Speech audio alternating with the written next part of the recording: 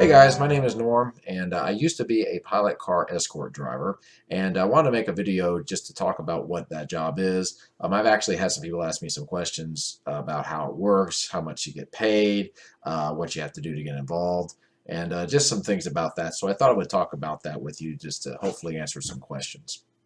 Uh, how do you get to become a pilot car escort driver? Well, the first thing is you just have to know somebody that's in the business, and it's not that difficult to find. If you just type pilot car escort drivers in your computer or something like that, you'll have a bunch of names that will be listed. Sometimes there'll be companies that will hire pilot escort drivers. Other times it can just be somebody that owns their own business, like I did. It was just a sole proprietorship. So that would be the way you would start getting involved. Now, the way I did it is a friend of mine knew somebody had done it for a long time, and she used to do it. So she hooked me up with him, and he took me on a couple of test runs, and we talked back and forth, and he was just kind of showing me how it worked out. And after I got certified, and got the equipment and everything, I went ahead and did a couple of runs with him. And through him, I started meeting other pilot car escort drivers and truckers and things like that. And I just started to kind of build up contacts. And that's kind of how it worked for me. So one thing you're going to have to do in some states, and it just depends on the state you're in, is you're going to have to get certified. Now, I live in Florida, and I had to get a certification in order to do that. Now, most states you don't need this type of a certification, but there are a few that you will. And I did is I just took a course. It lasted one day, maybe 6 hours, and it was a flag training course, just showing you how to use the flag. And it also talked about escorting in general, and then I had to take a little test, and I think the whole class took 6 hours. I also had to take an online safety course that was provided, and that took a little time to do, but I did finish it. And after I got those two things done, I was good to go. Now, you're also going to have to purchase equipment, and different states have different requirements for equipment. For example, in Florida, I had to have three 36-inch traffic cones. I had to have an amber light. I had to have safety flags. And you also have to have safety flags that are going to go on your roof somehow, sticking out like this at around a 45-degree angle or so. Other things, fire extinguishers, flares, things like that. So you're going to have to spend some money on that. Now, different states are going to have different requirements. Some states require triangles, for example. Florida does not. So depending on where you're going to be traveling, you just have to make sure that you have the correct equipment. And the different states have different regulations, and sometimes they change, so you have to kind of keep up with it. States like Louisiana, they're going to require you to get a permit to drive through there as an escort.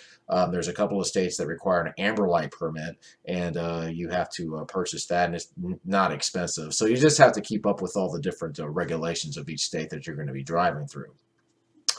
Now, as far as the way the pay works, there's two ways you can get paid. You can get paid by the mile, and the going rate right now is $1.45. Sometimes you'll get offered more, sometimes you get offered a little bit less.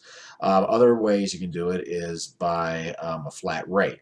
And typically what that means is you'll just be available for the whole day for either a company or a truck or whatever, and they'll just simply pay you a flat rate.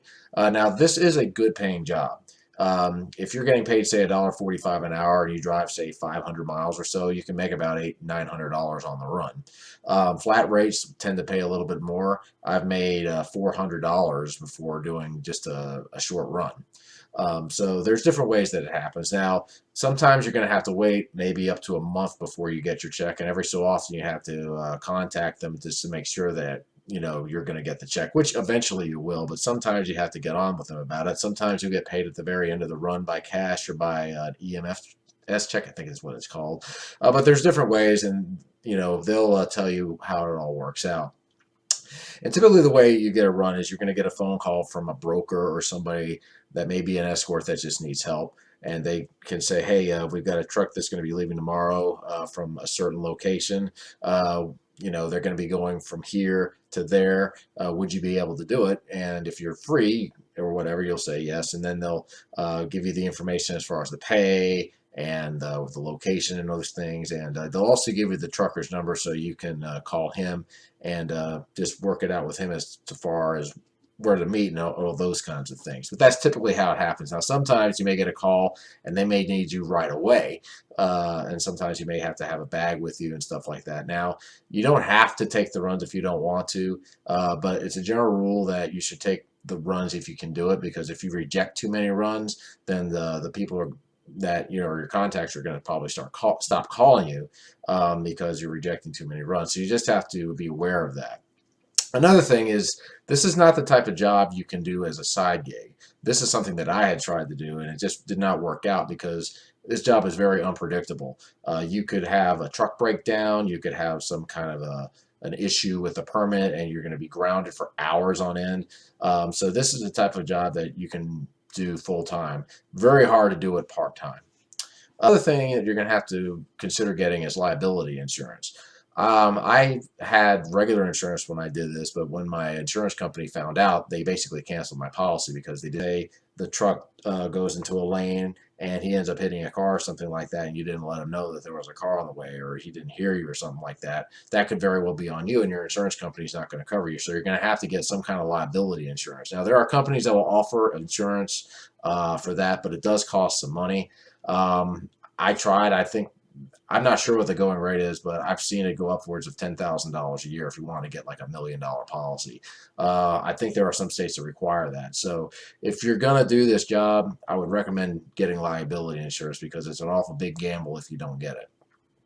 Another thing you have to be aware of is following the law, of course, keeping the speed. But something that has happened with me is the running of red lights. Now, I've been fortunate enough not to get busted, but sometimes, like if you're following a load, you have to be close when you're behind them.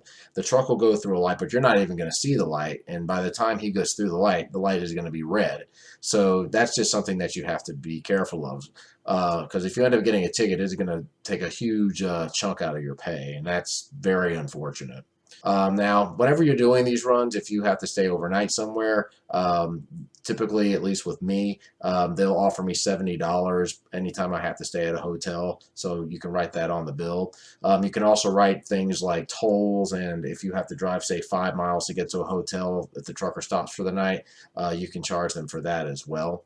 One thing that you're not going to be able to charge is what is called deadhead. Now, what deadhead is anytime, let's just say you're meeting the trucker somewhere, you drive from home and you drive, say, 30 miles to meet the trucker. That 30 miles is called deadhead. That's not going to be factored in. And you're also not going to be receiving any pay once you leave the load and you're going back home. That's also called deadhead. So you just have to factor that in as well, because you're not going to get reimbursed for the gas. And speaking of which, let's say you're doing a run and it's say 600 miles, and you end up making $900, which is really good, but you're going to have to factor in taxes. And if you're self-employed, I think it's like 15-20% or something like that, so you're going to have to factor that in. You're going to have to factor in the gas, although you will be able to write that off, but it does get expensive if you're doing these long runs. And you're also going to have to factor in any food and things like that as well. So just something that you have to think about. Now, you can run into a lot of issues with this job. A perfect example is I got called to do a job. I accepted. I was told to meet, be at the site at 8 o'clock. We didn't leave until 2, and the reason why was because there was a permit issue. The trucks were trying to get a permit to drive in a certain state, and it took them 7 hours to give them the permit. Other times, the truck could have a flat tire, and you have to wait on that. Now, you can charge them a certain rate. I think with us it was $15 an hour. 2 hours after there was a delay of some kind. So you have to be prepared for delays, but after a little while, you can start charging a little extra money. Sometimes the load might not go at all because something's wrong with the truck. You can make, I think, around $150, $175 for that. I think that is called a no-go. So there's a lot of different things going on. Now, there are 3 different things that you can do when you're doing an escort job. You can do what's called chase, which means you're going to be following the truck behind.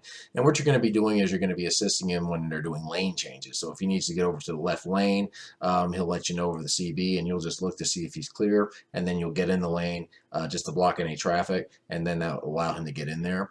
Sometimes you're going to be blocking traffic just so the truck will be able to make a turn. Typically, this is going to happen on just a 2-lane road that's by itself at a light or something like that. you're just going to have to block oncoming traffic so the truck will have enough room to get in there. Sometimes if you're the chase. But typically what you're going to be doing is you're just going to be watching his back and just making sure that the load isn't shifting too much, or if you got a flat or something like that, and things of that nature. Now, you also can do what's called the lead, which means you're going to be driving in front of the load, and you're only going to have to do this with certain loads.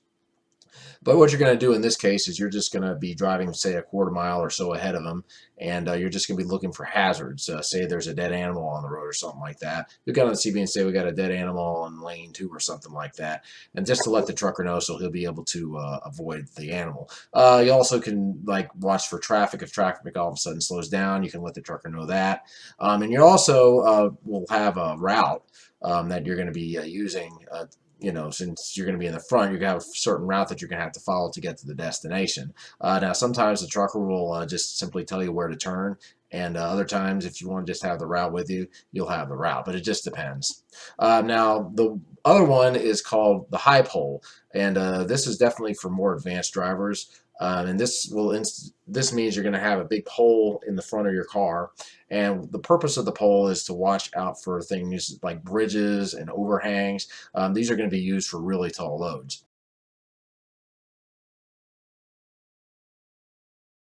He comes up to a bridge and the high pole hits the bridge. Well, the escort is going to know that, so he'll have to radio the truck and let him know that the load is not going to fit through the bridge, so he's going to have to go around the bridge somehow. Same with things like overhangs and things of that nature. And you're just going to be just making sure that the truck is good to go under these bridges. It is a dangerous job because if you end up missing it or your pole isn't the right height, the truck can end up hitting the overpass. But anyway, guys, that's just a little bit about how this job works. If you wanted to try to get involved with it, I would just simply get online and just start talking to escort drivers, maybe contact some escort companies and tell them that you're interested, and just do a little bit of research and see if it's something that you could do. It's a good paying job. You can make good money doing it. It's just you just got to realize what you're getting into.